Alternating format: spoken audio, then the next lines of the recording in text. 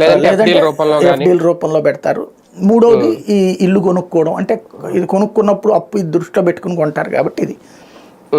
ఇంకోటి, తను ప్రతి మధ్య తరగతి వాడు నాకే ఉంది.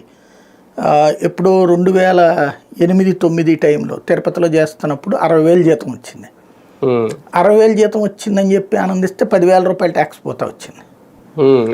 అదే సందర్భంలో ఆ తర్వాత అప్పుడు జీతం పెంచడానికి గుర్తు బాస్ అన్నమాట, నీకు జీతం 50,000 పెంచినా అది గవర్నమెంట్కి వెళ్ళిపోద్ది గురు, నీకేం మిగలదు, కాబట్టి నీకు జీతం పెంచడం కంటే ఏదైనా ప్రాపర్టీ కొనియడం బెటరు అని చెప్పి.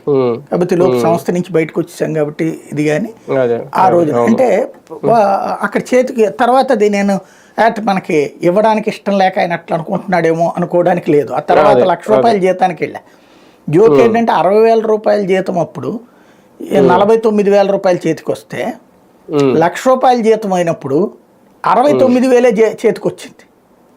1,00,000 రూపాయల జీతం అధికారికంగా 1,00,000 రూపాయల 1,01 రూపాయి. ఇది సన్ నెట్వర్క్ నా ఫస్ట్ శాలరీ ఆఫర్ 1,01 రూపాయి అనమాట. అంటే వాళ్ళు సున్నాలు ఉండటం ఇష్టం ఉండదు కాబట్టి 1,01 రూపాయి పెట్టారు. తర్వాత అన్ని ఒకట్లు పెట్టారు కావాలి. ఆ విధంగా శాలరీ వస్తే నేను ఏదో బల్క్ అనుకుంటే తీరా చూస్తే 68,000 69,000 జీతం